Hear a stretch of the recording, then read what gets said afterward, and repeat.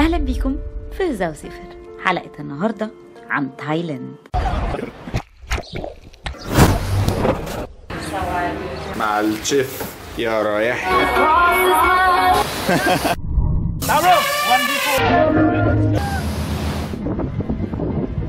دايما لما بنسمع اسم تايلاند قدامنا بيجي في دماغنا الهانيمون.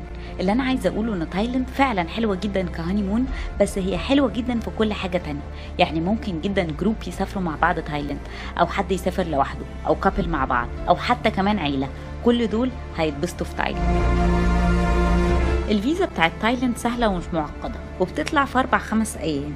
بس اهم حاجه لازم تاخدوا بالكم منها ان لازم البانك ستيتمنت بتاعكم يكون فيه 10,000 جنيه للفرد، ولو عيله مقدمه مع بعض يبقى فيها 30,000 جنيه. وخلوا بالكم ان تايلاند من البلاد اللي بتحتاج تصريح امني، يعني لو مكتوب في الباسبور المهنه طالب او حاصل على، يبقى لازم تطلعوا تصريح امني قبل ما تسافروا، يا اما ممكن تتمنعوا من السفر في المطار. في الحلقه دي انا هكلمكم عن 4 جزر، وهم يعتبروا اشهر 4 جزر في تايلاند. ادخلوا على flyin.com علشان تحسبوا تكاليف رحلتكم لتايلاند. والمفاجأة اللي احنا عاملينها لكم المرة دي ان انتوا لو دخلتوا على لينك فلاين في الديسكريبشن واستخدمتوا كود تاي 17 هتاخدوا خصم 500 جنيه سواء على الطيران او على الإقامة. بوكيت هي اكبر واشهر وازحم جزيرة في تايلاند كلها. هناك هتلاقوا كل الاكتيفيتيز اللي ممكن تتعمل. من اشهر الحاجات اللي ممكن تعملوها في بوكيت هي البانجي جامبينج، ان انتوا تنطوا من على ارتفاع 50 متر وتتشقلبوا كده شوية في الهواء وتاخدوا شوية ادرينالين حلوين قوي. الطبيعة كمان في بوكيت حلوة جدا، وممكن تعملوا ايلاند هوبينج وتروحوا لاجونز وتشوفوا جزر تانية حلوة قوي. النايت لايف في بوكيت غريبة شوية، واللي راح تايلاند قبل كده وراح بوكيت عارف انا قصدي ايه. فممكن ما تبقاش حلوة قوي بالنسبة لناس كتير، انا بالنسبة لي ما بحبهاش خالص.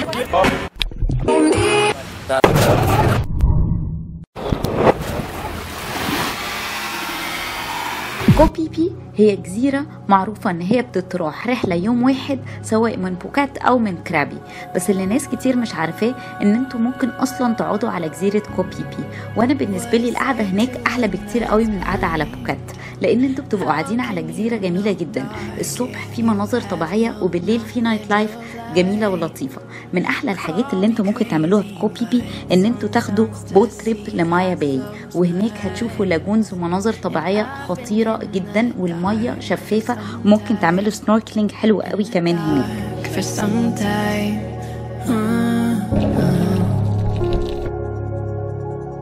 لو بتحبوا بقى الحفلات، في هناك إبيزا بول بارتي.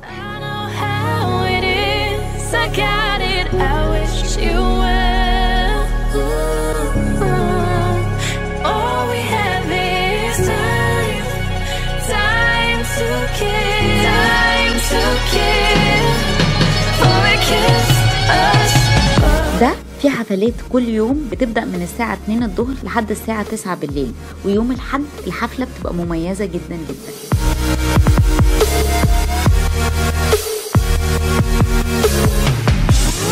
من احلى الحاجات اللي ممكن تعملوها بالليل على كو بي بي هو ان انتوا تروحوا ريجي بار. ده عبارة عن بار، بس في البار ده فيه حلبة ملاكمة، وممكن اي حد يطلع ويقول انا عايز الاكم اي حد تاني، والاتنين بيلعبوا بعض. بس خلوا بالكم يا جماعة ان انتوا ممكن يعني تقعوا في ايد حد جامد شوية فيكسر لكم مناخيركم ولا حاجة. اديني قلت اهو. كام بوكس لابس. كو بانيان هي جزيرة جميلة ولطيفة، بس احنا رحناها بس علشان الفول مون بارتي.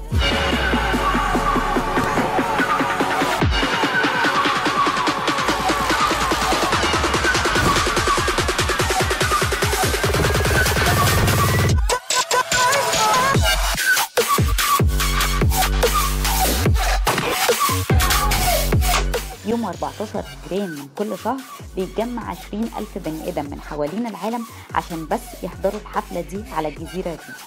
بتبقى الحفلة بطول البحر كله، وبتبدأ من 9 بالليل وبتفضل ل9 الصبح تاني يوم، وبتبقى بقى فيها نار وشقلبة ونط الحبل بالنار وكل حاجة انتوا عايزينها.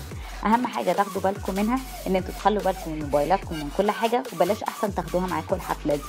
وكمان ان انتوا تبقوا حاجزين هوستل في مكان الحفله، لان انتوا لو حاجزين الهوستل بره مكان الحفله هتضطروا ان انتوا تدفعوا انترنس فيز، لكن لو انتوا جوه الحفله مش بتدفعوا اي حاجه.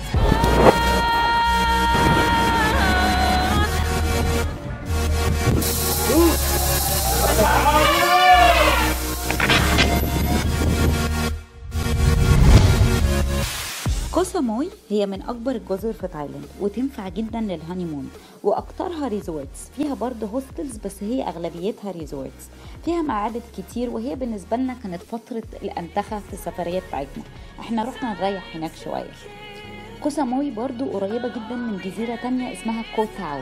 كو تاو دي من أحلى الجزر اللي ممكن تعملوا عليها دايفنج.